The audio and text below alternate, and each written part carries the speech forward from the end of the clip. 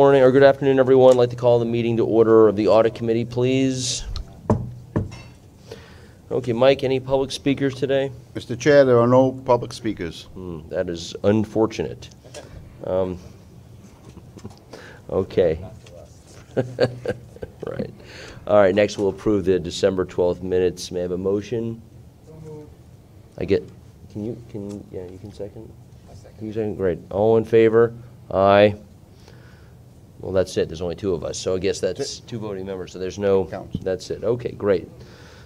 It's approved. Great. Okay, Mike, can you take us through the work plan, please? Sure. Mr. Chairman, there will be 4 meetings this year, and the specific agenda items for these meetings can be found on pages 7 to 9. There's one change to that plan, however. The investment compliance report, scheduled to be presented in July, is being moved to the May meeting. Mr. Chairman, I request approval of the plan. All right, thank you. I'd like to also make an additional addition to the work plan, which is I'd like to institute what is a typical approach for audit committees of all shapes and sizes, that we have an executive session between our auditor, Deloitte, and the committee itself and only itself, following the financial statement discussion to review matters of personnel and employment. Yes, If you wouldn't mind adding it, please. All right. Any questions or thoughts on that from the committee? We'll add that to the May meeting. So do we need a motion on work plan adjustment? Yes. All in favor? Aye. Sorry, I can't get over the two-person voting thing yet. Take a few minutes. Okay, great. Thank you very much. Okay, next, let's review our third quarter MTA consolidated financial statements. I'll ask our friends from Deloitte and their lead partner, Mr. Fritz, to provide us the presentation. All right, thank you, Mr. Chairman. Thank you, today I'm actually going to let Jill Strohmeyer, the Managing Director, present those to you, and she will also be presenting the pension financial statements later on in the agenda. Thank you, Mike. So Deloitte is in the process of completing the third quarter review of the MTA's consolidated financial statements for the 9-month period ended September 30th, 2018. These financial statements that were previously distributed are consistent with the previous year as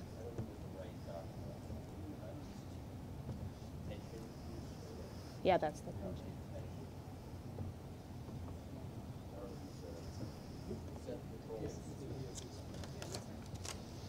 There is no presentation for this. Okay.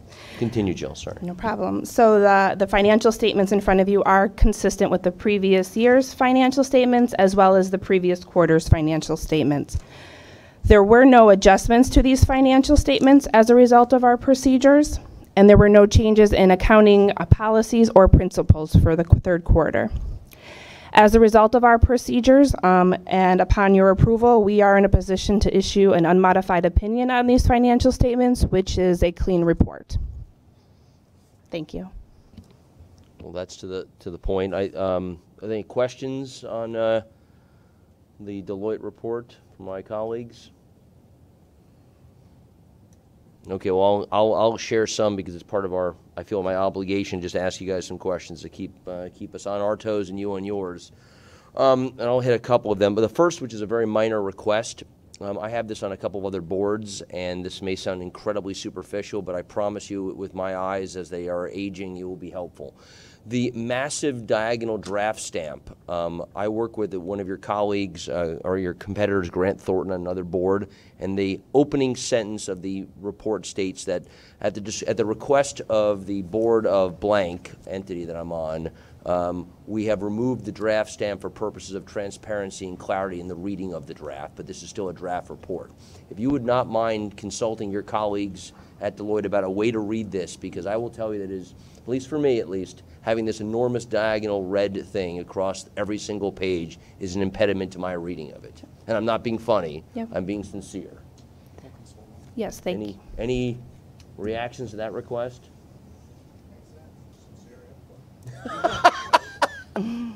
All right, so on to some more serious questions. I'd like to just quickly compare, and I'm using our the numbering nomenclature in the master pages. I'm looking at master page 35 versus master page 22.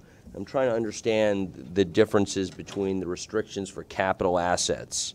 On page 22, it describes as $978 million for other purposes. And on page 35, it describes the restrictions as 1204. Everything else seems to foot, but I'm not sure I understand the appropriations, grants, and other receipts and how that foots between the two pages. So it'd be helpful to get a little clarity between the two. Okay, I'll answer that. So on page 35, this is basically the revenue that we got through September. So the appropriations, grants, and other receipts, that's revenue in the form of grants primarily that we received for the period January through September.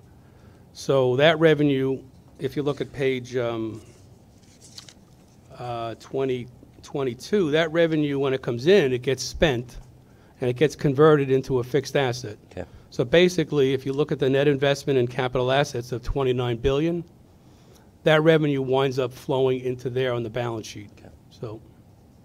All right, very helpful. Let me then add another question, which is, can you just talk to us what's happened on, this will be master page number 23, what's just happened on the massive change between 17 and 18 on grants? We had a 15% change over the period. I assume it's a timing issue, but it'd be helpful to understand the difference. I'm on the road. This is grants, appropriations, and taxes. So that's the what numbers you looking at? I'm sorry. Unfortunately, our pagination is very No, is it the difficult. same restricted grant numbers? No, or? this is non-operating revenue, grants, appropriations, and taxes, page 23. And Page. again, I'm using okay, all I'm right. using our digital pagination numbers, which is also probably not helpful. So that's the difference between the $1.7 billion and the $1.2 billion? No, it's different. No. Here, I'll just show you. I'm looking at Pat.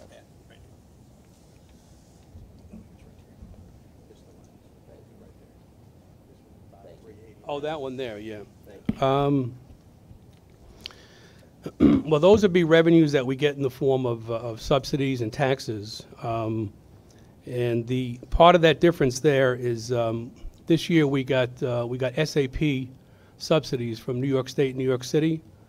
So about $411 million of that is increased subsidies that we never got before because it was new for the Subway Action Plan. Yeah. And the rest of that difference is just increase in the subsidies and taxes for the year from the city, mainly from New York State. I think our urban taxes are higher this year. So increase in revenue, not a particular timing issue. No, that's increased revenue, and most of it is the SAP revenue that we got from New York State and New York City. That makes sense. Thank you. Page 48. It's again, I'm sorry, master page number 48. Mm-hmm. So this is a listing of our debt by rating. There is a small tranche of $46 million that's, if I'm reading this correctly, triple B by Standard & Poor's, and another tranche about double that that's not rated. Could you just, I don't know, and again, I know there's the tail, not the dog, but could you give us a sense of what those debt tranches are? Yeah, the not rated, it's $98 million. If you look on the previous page, page 47, you'll see towards the bottom, you'll see repurchase agreements and money market funds. Okay. So those two is the 98, and basically those are level one investments. They're mark to market daily. They're absolutely no risk at all. Understood. As far as the triple B, I'd have to get back to you on exactly what's in that. If you wouldn't mind, by the way, Pat, if I just to say, I realize this is needle and haystack kind of Right. game, so thank you. I appreciate that, Yep. and this Okay. is just from clarification. So thank you. That would be helpful. And then I have one last one on page, I think it's 40. Yeah. And maybe this is for you or our friends from Deloitte. Can you just give us a sense of what GASB 84 means for us from a fiduciary activities standard? I'm not sure I understand its relevance. Is this the one on the benefit plans? Yeah, so GASB 84 essentially is going to bring some of your fiduciary activities into this consolidated report. So these pension plans, which we'll be discussing here momentarily, these will then have its own, what I'll call a balance sheet and P&L within the MTA's overall consolidated financial statements. And that standard is effective for Q1 in 2019. Great. All right, thank you. You want to add something? No, that's pretty much it. So, I mean, All right. If no further questions, we'll ask for a motion to accept Deloitte's review of third quarter. All in favor? Aye. Thank you very much, Deloitte. But hang on, we need you for a little more. Okay, Pat, management's review of pension plans, please. okay. Okay, that's on page 131 in the audit book. So this is a very high-level overview of the 6 financial statements that you receive for the benefit plans. So these are all audited financial statements. So what we have is we have 6 plans. The first 4 are defined benefit pension plans. The MTA plan, the MAPSTOA plan, Long Island Railroad Additional Plan, and the Metro North Commuter Railroad Company Cash Balance Plan. The biggest one is the MTA plan with $4 billion in assets. MAPSTOA plan has $2.9 billion in assets. Then we have the MTA Deferred Compensation Program, which is the 401k and the 457 plans. That has $6.5 billion in assets.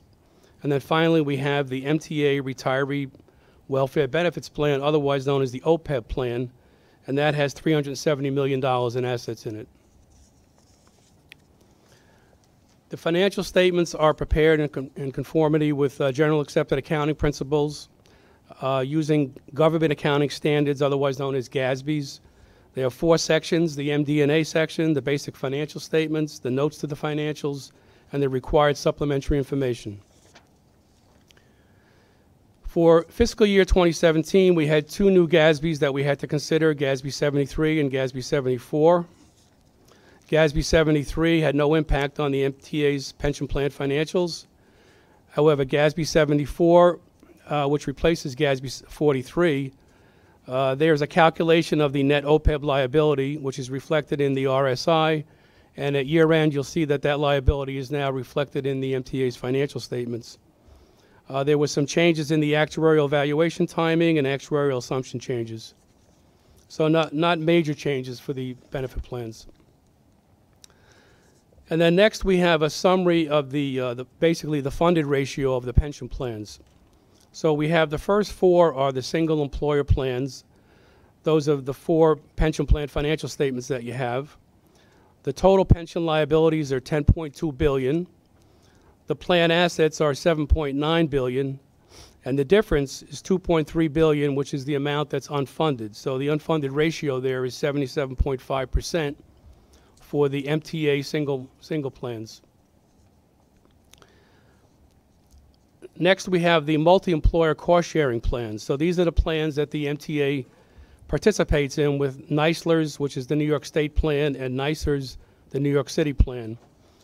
In the NISLR's, the MTA is only 0.33% of that plan. However, the NYSER's plan, the city plan, is with 23.7%. And that covers most of the transit employees and the bridges and tunnel employees. So on the multi-employer plans, we have $20.3 billion in liabilities, $16.1 billion in assets, for an unfunded amount of $4.2 billion, with a 79.4% funded ratio. If you look at the total consolidated plans, the funded ratio is 78.8%. Next, we have the OPEB plan. So for fiscal year 18, the OPEB liability will be required to be recorded on the MTA's balance sheet. The OPEB liability is $21.4 billion. The plan assets are $370 million, so we have an unfunded liability of $21 billion for a 1.73% funded ratio. Okay, the next slide, we have a little graphic that gives you a sense of where the MTA compares against the rest of the country. So the MTA is that pink box of 78.8, and you can see what the funded ratios are across the country. The next slide shows you in numerical order where the MTA would stack up in the rank of 2017. So basically, the MTA funded ratio is better than 31 of the states across the United States.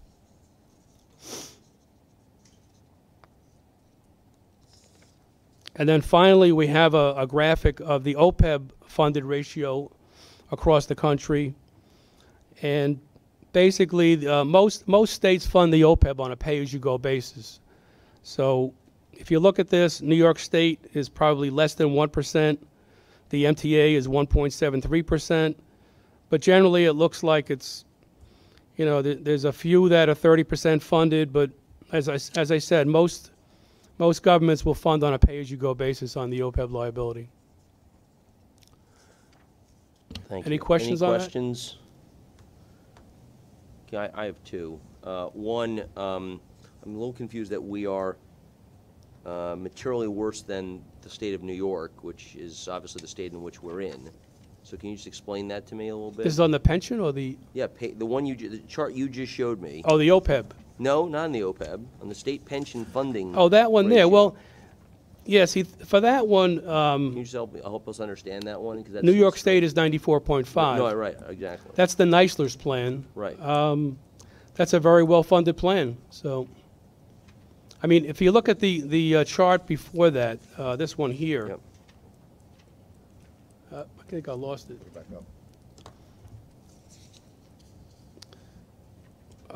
The MTA is 23.7% of the Neisler's plan, the city plan. Now, that plan is 78.8, so that drags us down on an overall average. But if you look at the MTA plan itself, we're about 80%. So it's 80% versus 94%.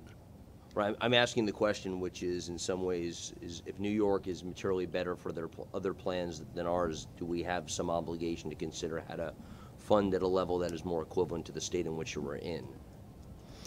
And that's maybe more rhetorical for... Yeah, I mean, we do fund at 100% of the actuarial determined contribution. So I think it's a combination of your funding and your investment performance. So... Yeah.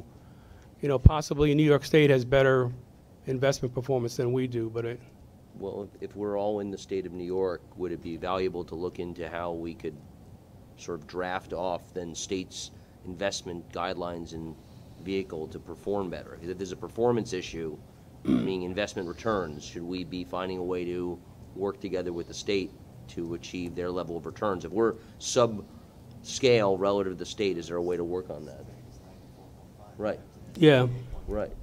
In relation to the plan, the New York State plan that we are part of. Right, we're 0.33% of that. Okay, right?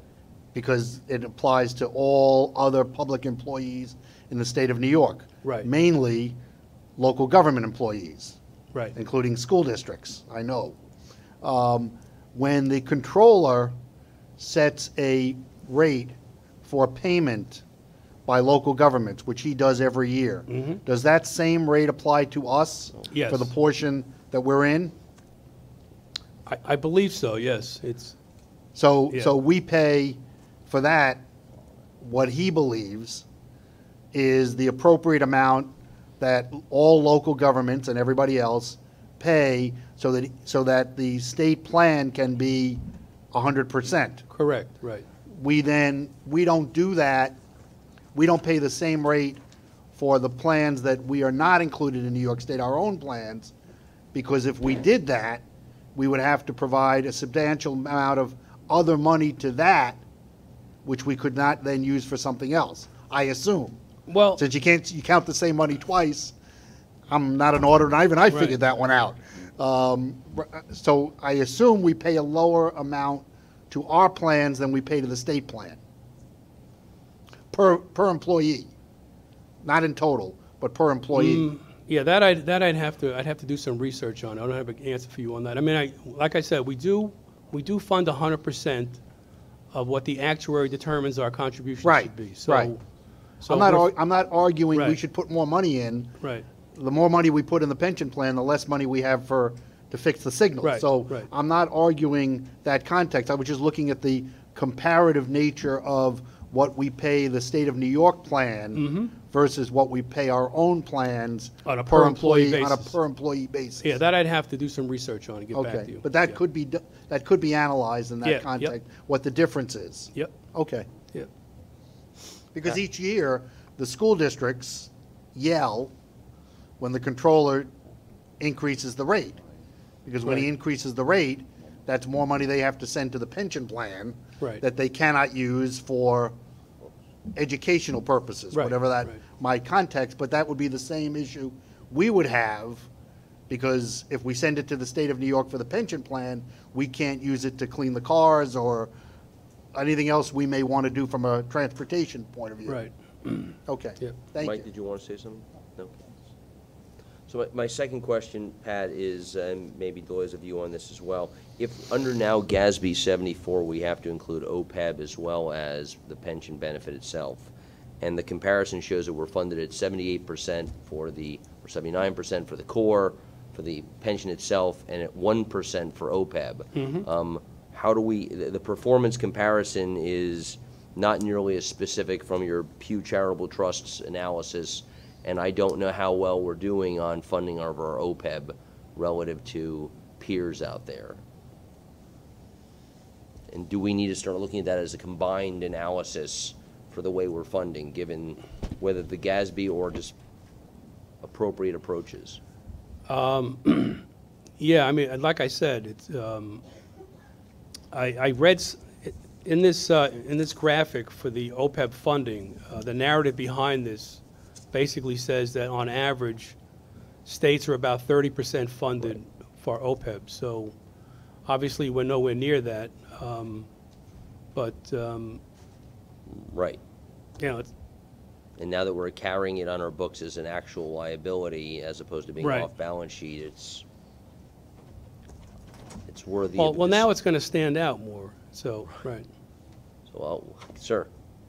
I think what you're going to find is this OPEB standard is new for everyone, and as more information comes out, I think you will be able to do the comparisons you're looking for. The pension standard has been out there for a few years, so hopefully that will be more information. We'll look internally at Deloitte, and we'll talk to Pat as well in terms of how we can get you that information. Thank you very much. All right, so I think we're done with questions for Pat. Back to Deloitte on the audit of the pension plan, please. So you were just delivered a report that has a Deloitte cover page. This is our required communication to the audit committee regarding these benefit plan audits for 2017. And I'll take you through this letter. So we have performed the audits of the financial statements of the MTA Defined Benefit Plan, the MTA Deferred Compensation Program, the Metro-North Commuter Railroad Company Cash Balance Plan, the Manhattan and Bronx Surface Transit Operating Authority Pension Plan, the Long Island Railroad Company Plan for Additional Pensions, and the MTA Retiree Welfare Benefits Plan, as of and for the year ended December 31, 2017, in accordance with auditing standards generally accepted in the United States of America. And upon your approval, we expect to issue our reports on or about January 22nd, 2019, which is today. Our responsibility under generally accepted auditing standards was described in an engagement letter previously dated June 13, 2017 for all the plans. In that letter, the objective of a financial statement audit conducted in accordance with generally accepted auditing standards is to express an opinion on the fairness of the presentation of the plan's financial statements for the year ended December 31, 2017, in accordance with GAAP, generally accepted accounting principles. Our audit involves performing procedures to obtain audit evidence about amounts and disclosures in the financial statements. Of course, those procedures depend on judgment, including risk assessments of the financial statements, whether caused by fraud or error. In looking at those risk assessments and determining those risk assessments, we considered internal control over financial reporting, relevant to the plan's preparation and fair presentation. However, we did not issue a report on internal controls. The plan's significant accounting policies are set forth in the notes to each of the financial statements. As it relates to 5 of the plans, the DB plan, the Deferred Compensation Plan, the Metro North, MABSTOA, and Long Island Railroad Plan, we were not aware of any significant changes in accounting policies. As Pat previously mentioned, for the MTA Retiree Welfare Benefits Plan, the plan did adopt GASB Statement Number 74 this year. And essentially, GASB 74 required additional footnote disclosures around the total pension liability and the net pension liability, as well as some additional required supplementary information schedules. There were no actual changes to the balance sheet or the P&L.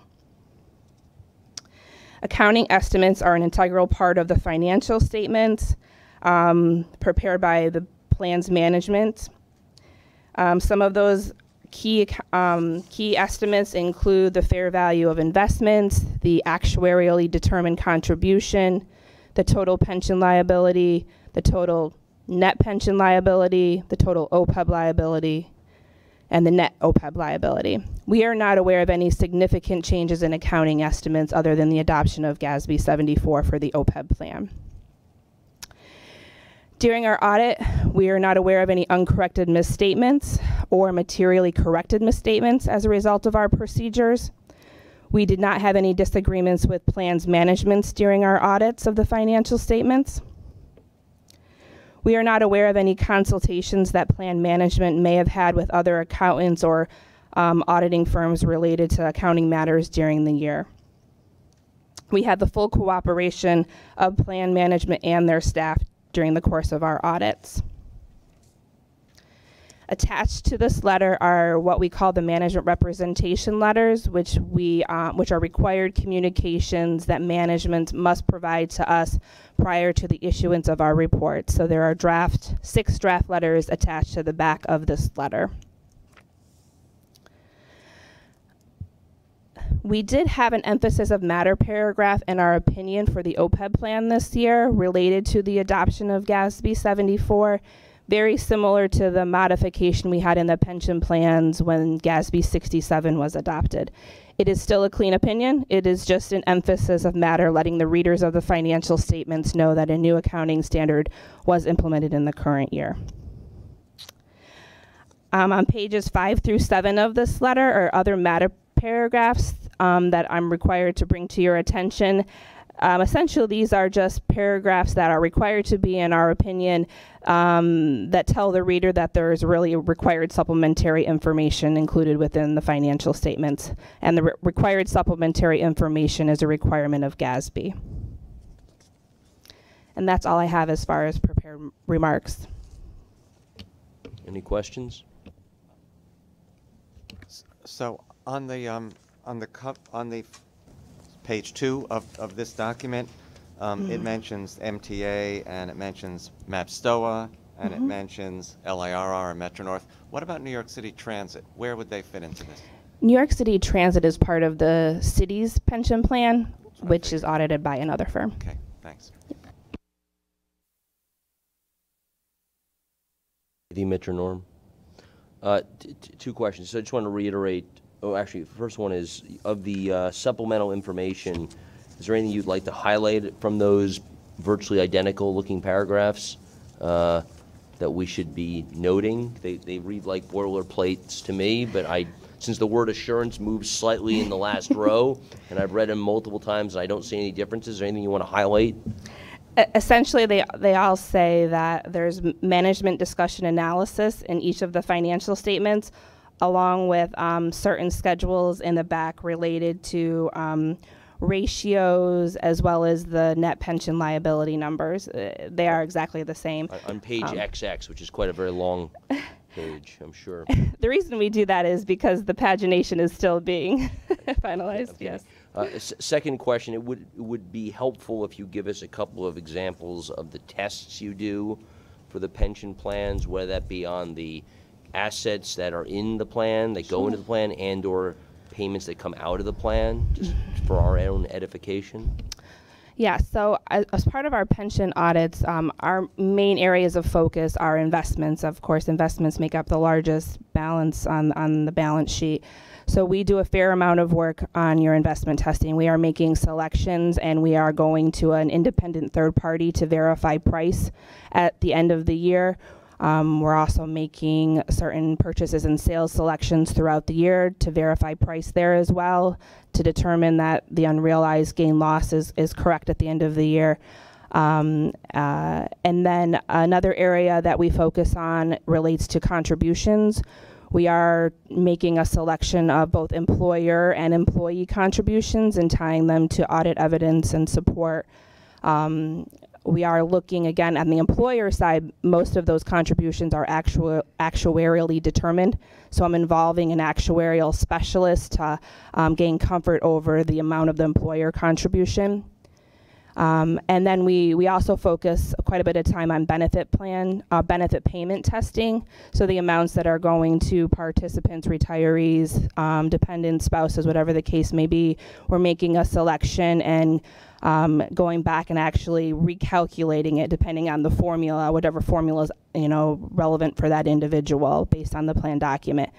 And again, there I'm often using a specialist there if there's any type of actuarial factor in determining that benefit plan payment. I'm involving my actuarial specialist. And those specialists are all within Deloitte, or those third parties? All within Deloitte. Yes. Good, thank you. You're welcome. All right, well, no further questions. I need a motion to adopt the audit of the pension plans. What? Accept, adopt, take them. All in favor? Aye. Okay, thank you very much. Last thing for our friends from Deloitte, we discussed last time your audit innovation tool, and we thought this would be a good education for not only the board members but also for MTA staff related to audit to hear what is actually behind the curtain at Deloitte. Sure. So I brought with me today two specialists, Chris Weaver and Harshit Sanya. They are in our data analytics and innovation group. And what I thought might be relevant today, since we just finished the pension plan audits, is for them to demonstrate one of the pension tools that we just used on our pension audits related to the testing of the census data. So with that, I will turn it over to Chris and Harshit. I do want to thank you, gentlemen, for coming in today. I don't know how often you get to present this to boards or audit committees, but we appreciate you coming in. No problem. Can you all hear me okay? All right. Okay, so I am going to go through the, we call it the demographic data analytic, but really it's useful to compare two files to see the content last year and the content this year, and really isolate if there are changes across those two periods. Specifically, we use it pretty often for pension data, and we've used it on the MTA engagement. But Harshit and myself work separate into this analytics group, and we use it for hundreds of different engagements that Deloitte audits their employee benefits. So I'll go through the dashboards. There's 5 dashboards. This kind of works like Excel. Here at the very bottom, there's different tabs that I can navigate through the dashboards just by clicking. The entire set of dashboards, it's interactive. So the consumers, of this tool are auditors, and they can use this to, like I said, isolate any kind of changes across 2 periods. But I think it's also useful for you guys to get an understanding of how Deloitte works with the demographic data. So I'll start here on the summary dashboard. What this does is summarizes the entire data sets that we get for demographic data for employee benefits. Here at the top left, we just average out some of the numbers: average age, counts of records, male, female, the number of deletions and additions. So sometimes folks will be deleted from a plan or be added to a plan, depending on what kind of plan it is. And these numbers here really tell that story. The top corner here at the right, this is useful for getting an understanding of if folks are switching between different statuses and how that movement looks. So anybody can click on any one of these bubbles to get a better understanding of this subpopulation. And I'm showing you guys dummy data, but when we give this to auditors, it's populated with data specific to those plans. Here we're looking at 576 records that were retired last year. They're still retired this year. And then here at the bottom, I'll go through those details in a second, but that just gives more information about what you're looking at.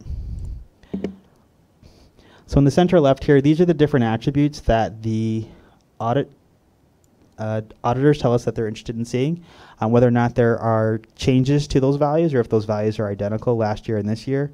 So date of birth, date of hire, first name, last name, status, gender. There are a number of different attributes that can be included here, and we customize this per the request of the audit, which is specific to the actuaries and the determination of which fields are relevant. Here the bars just indicate the number of records that have a change for each of these different categories. So for instance, there are 19 records in this dummy data set that had changes to date of birth. And that may sound a little strange, but we see this more often than not because there are frequent times where the original participant is replaced by the beneficiary. So most of the attributes for that record might change, inclusive of date of birth, sex, name, things that don't typically change for a person year over year. Here to the center right, a different way of looking at how many changes there were to a given record. This actually shows you the number of changes by count of ID. So what we're hoping for is to see consistency over 2 periods, so that this bottom bar here that measures the count of records that had 0 changes, we're hoping that most of the folks fit in this category. But this just shows me there are 44 records with 1 change, 52 records with 2 changes, so on and so forth. Like I mentioned, most of this is interactive, so once I make that click, I can see these 20 records here that had 2 changes. There are names, statuses, IDs, information, that pertains to each of these records. But one of the cooler things is here that we've included just an indication with 0s and 1s, which attributes are identical and which attributes stayed the same for a given record. And again, this is all in the summary dashboard, so it's a lot packed in here, but you can kind of dig deep if you really want to. I'll quickly go through the other dashboards here. So the added and deleted dashboard, like I mentioned, there's an opportunity for folks to drop off a plan or be added to a plan depending on what kind of plan it is. So this dashboard really isolates what's going on. Here we have a histogram. It shows the count of records by different statuses for either additions or deletions. That parameter is dynamic here, so the end user can choose between either added or deleted. Once I make that choice, the entire dashboard updates to reflect what I've chosen. Here's just a roll forward, keeps us honest in terms of record counts to make sure we're looking at the right information. So the number of records last year, less the deletions, plus the additions should get us to the count on records for this year. And then more details here at the bottom. Next up is a summary of the quantitative fields. So we've divvied it up between quantitative fields, date fields, and qualitative fields. In the demographic data, there's really nothing else. There are numbers like salary, benefit information, dates like date of birth and hire, and then fields like sex, first name, last name that would fall in this qualitative changes dashboard. So I'll start with quantitative and then I'll move forward. The scatter plot here at the top really helps visualize what's going on for a given quantitative attribute, and I have it set to salary, so I'll leave it there. But really what this does is you can see year over year if folks are staying the same or if they're moving up or down. The distance away from this black reference line, which is y equals x, shows the change either in the positive direction or the negative direction. The farther away from the line, if they're moving up, then they're going to be above or to the left. If they're moving down, they're below or to the right. For salary, what we typically see is folks are, increasing in salary year over year, but for a field like frozen benefit, if that's applicable to the data, what we see is that folks have that value year over year to be identical. And this visual really helps visualize that information without having to thumb through a bunch of records in an Excel file. You can see everything and everyone on a given visual. There's a lot more here packed into the filters to allow the auditors to choose between different percent change numbers, amount change numbers that can select by status, select by prior year and current year status, or a status change. So we've included a lot to help folks get to where they want to go. But we've tried to keep it simple to make the visuals kind of speak for themselves. And the last 2 dashboards are pretty easy to consume, I think. Date of change, or excuse me, date of birth is what I have it set to here, but you can see you can pick between date of participation, pension start date, and all these fields are specific to what's contained in the data. But what we're showing here is the number of records that had a change to a given date attribute and the scope by which that change is measured. So here, for instance, there was 1 record that changed by -1 month, and as soon as I click on this person, I can see who it is, what the 2 values were. As of last year, their pension start date was 1/1/2015. As of this year, it's 12/1/2014. And depending on whether or not that makes sense, this may help the auditors in terms of their selection process. And then finally, changes to qualitative fields. I have it set to status. I'll go to gender. And like I mentioned at the top of my presentation, some changes are expected, some aren't. For things like gender, which might seem to be less common, the reality is a lot of times when the beneficiary takes the placeholder of the original participant, their gender also changes, and this just helps visualize that as well. So that's really it from the analytics standpoint. Happy to answer any questions if anybody has any. The one Mike? thing I might ask you to think about here is these types of tests he just demonstrated, whether it's date of birth, whether it's sex change or whatever, those types of tests we were doing in the past, but we were doing it on a very limited sample. The sample might have been 40 or 60 people across the whole entities. Now we have access to 100% of the data. All that data is compared to what the actuary is getting, and we have visibility to all that. So now we can do very focused tests on things that are outside the norm, but we also are still testing just general transactions. But we have full visibility that we didn't have before, didn't test before from that standpoint. Any questions? How many people have access? So I think the question was, how transparent is this? How many people have access to this? How many people have access to it? So the group that I, excuse me, the group that I work in, we specify who has access to any given data set based on the engagement team, letting us know who should have access.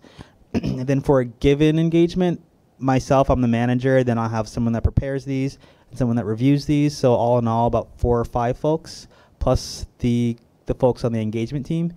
A lot of the PII that you're probably thinking about that's contained in here, we don't surface, and this is not available to the wider group. And we go through a bunch of safeguards to make sure that that stays in place.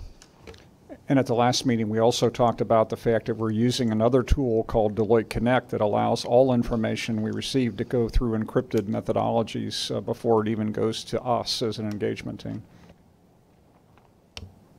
All right. Well, thank you, Jill and Mike and colleagues. Thank you very much, guys, for doing this. I would love, as we continue over the course of the next couple of years, as long as I'm sitting in this chair, I'd love to continue to have you exposing us to some of the things you do and the tools, the tests, for our own edification and for the benefit of the MTA staff. And as I said in my first meeting last time, to help convince and ensure the public understands that we aspire to as much transparency as humanly possible here, contrary to some perceptions in the marketplace, which are erroneous.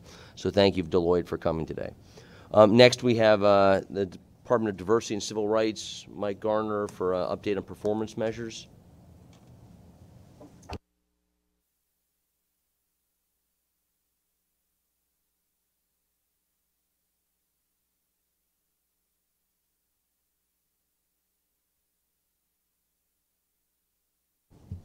Mike, the floor is yours.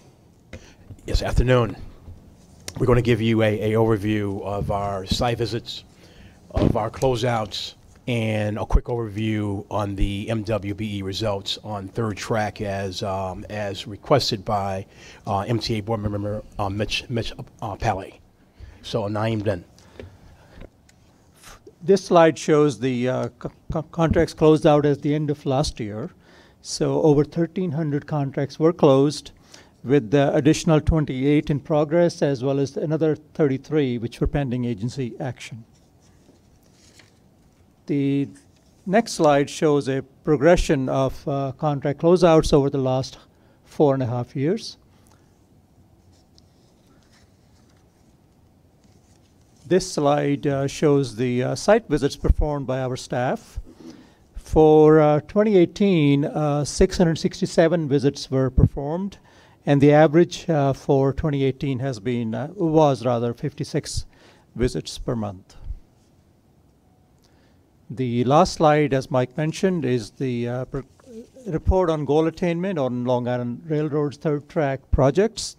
The 2 projects that you see here, the first one is for the third track expansion, and the second one listed is the project management, for management of the project. Both of these are in their initial stages, and each contract has a goal of 15, 15, and 6. As you can see in the first one, there's been a slight achievement in goal attainment, but as I said, it's in very early stages.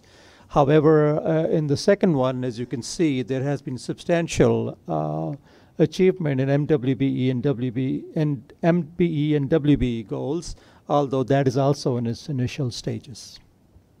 And that concludes our report.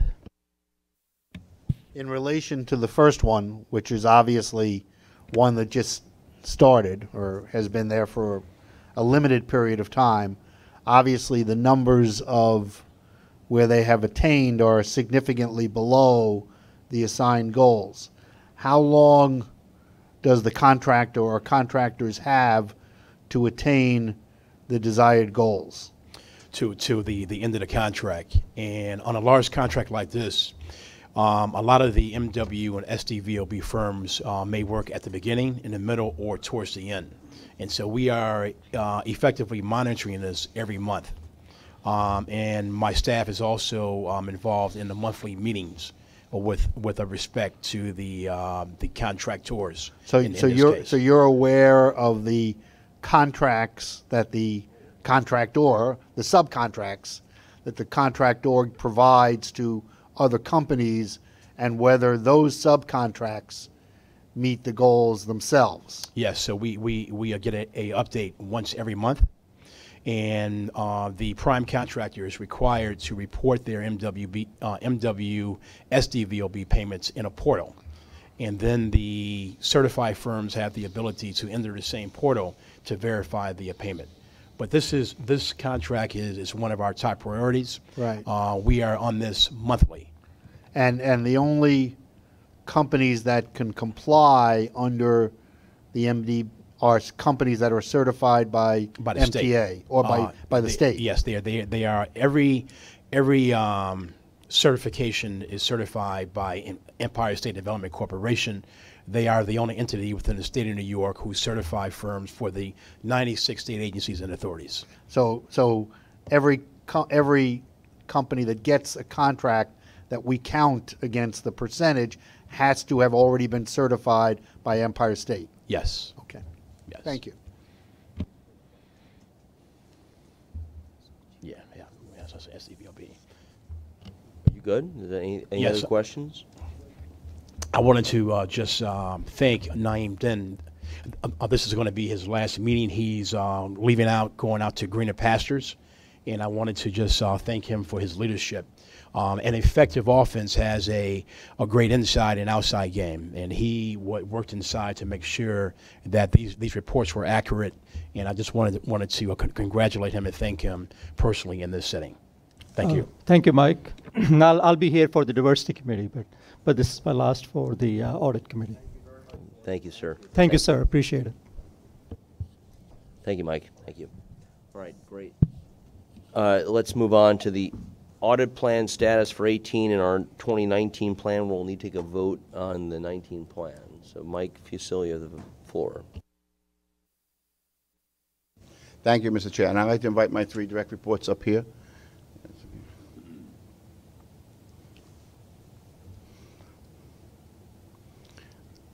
From left to right, Mike Prado, who does our revenue and technology audits. Michelle Woods does our operational and assurance audits. And then Wendy Fermanis does our contracts and capital work. I'd like to thank my direct reports here today, as well as the entire audit staff for the results. You know, MTA Audit Services' mission is to provide insightful, proactive, and future-focused quality results while promoting governance, considering risks and controls, and identifying organizational improvements.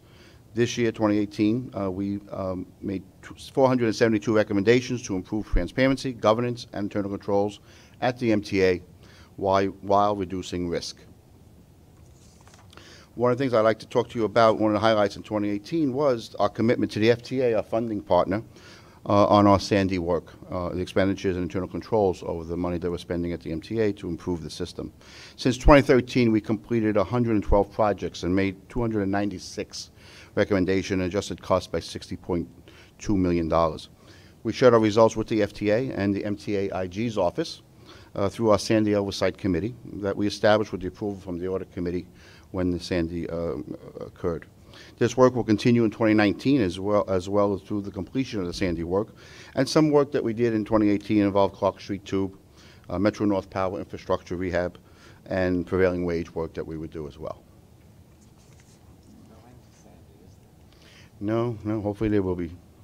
Other notable audits in 2018 that I'd like to present to the Audit Committee are on this slide, such as the executive order where we verified procurements made under the governor's order were in compliance with established guidelines and costs were appropriate, properly documented, and in line with contract prices. For the Subway Action Plan, we reviewed approximately $4 million of work, third-party work, to ensure all costs were appropriate.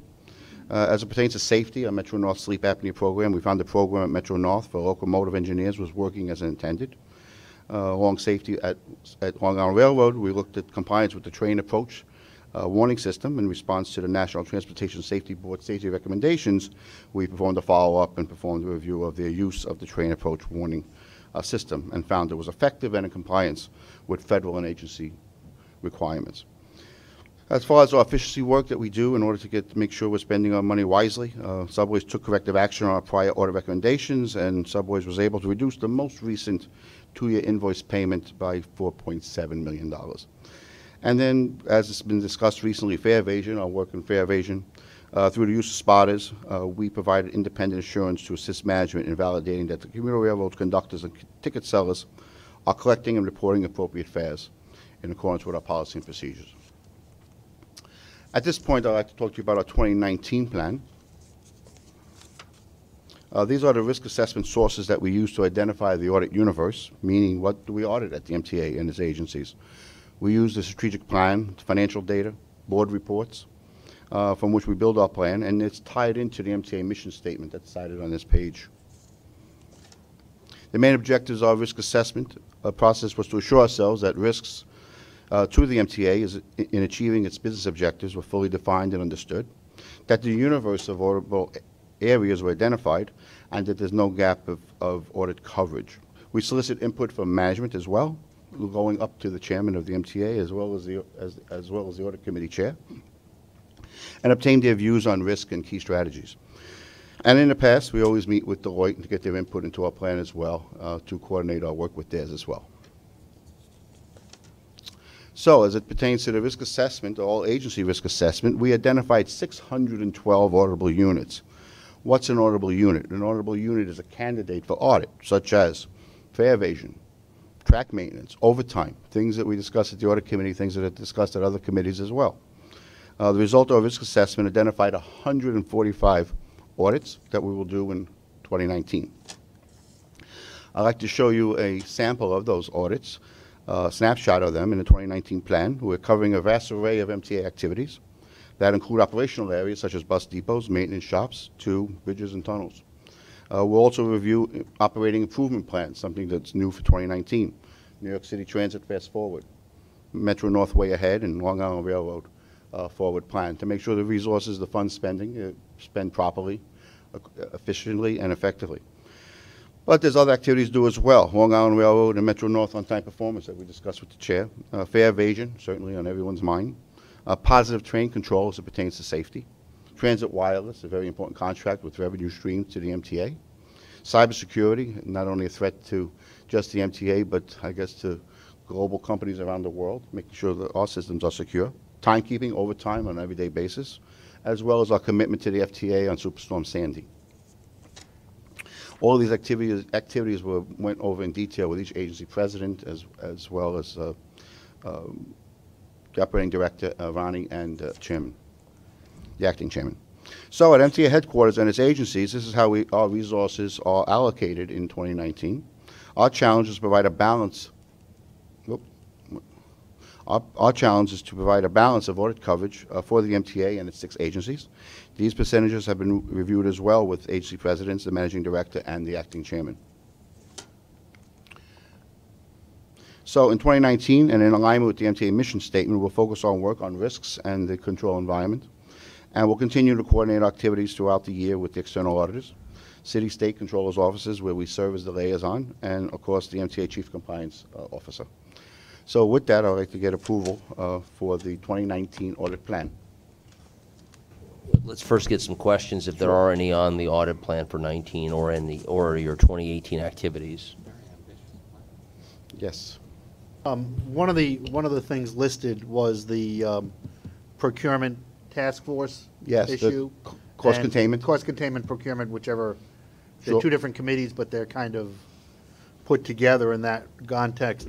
Are you going to be auditing the ability of the agencies to conform to the recommendations approved by the board in both of those categories? Absolutely. Is that the intent? Absolutely. Yes, absolutely. Okay. Okay. Thank you. Because I know how important that was That's to why our it's- committee, subcommittee that put them together, is to, you want to make sure that somebody is listening. And that's why Other than us. we identified as one of the key areas in 2019 to make sure it's on there. Okay. Thank you, Mitch. Good question. Let me build on that with two questions. One is just quantitatively. You list in 2018 you did 153 projects completed. Yes, audits. Okay. And then on page 407, we state there are 612 auditable units. Yes. Are those equally comparable numbers? Like you did 157 units of the 612 possible units? Correct. So Okay. over a 5-year period, you would provide total coverage to the MTA. Okay, so over a 5-year period, you want to hit all 612. Correct, whether- Fair. Okay, so we obviously have, and could you just remind my colleagues how many staff members you have for doing your work? Right now, we have a staff of 79 auditors that Okay. covers 6 agencies. So you basically effectively, just to do a division, you did a little less than each person did 2 audits, if you will, if you had to just divide it by the people. You did Well- 153 units. No, on average, auditors that do assurance audits, because there's various degree of audits. We also have the revenue, we do pension support as well as revenue collection support, so we have to remove those individuals. That's about 20 individuals in those programs. On average, my auditors that are doing operational assurance audits, we do about 4 audits a year. Okay. All right. So with that in mind, I just want to continue to remind you that for us as members of the audit committee, for us, the biggest care is to focus on those areas of the largest dollar amounts that are at risk or the largest issues that face the MTA.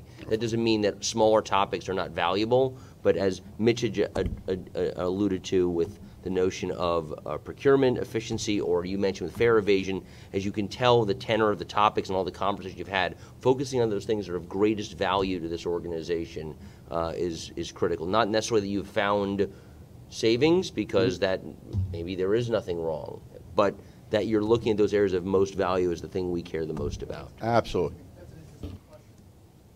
Because we got, I guess, 2 months ago, numbers from the agencies on fare evasion. Yes. Okay.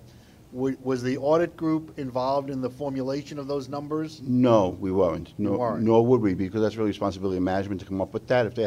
If they wanted advisory services, we certainly would participate in that.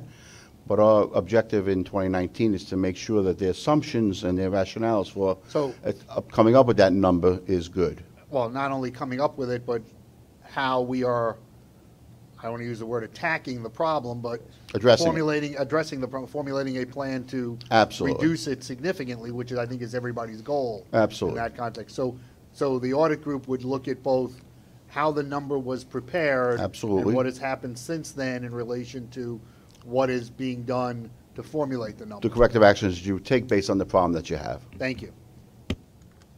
Okay, well, let me, with that, any further questions? So I'd like to have a motion to accept the 2019 audit plan. All in favor? Aye. Great.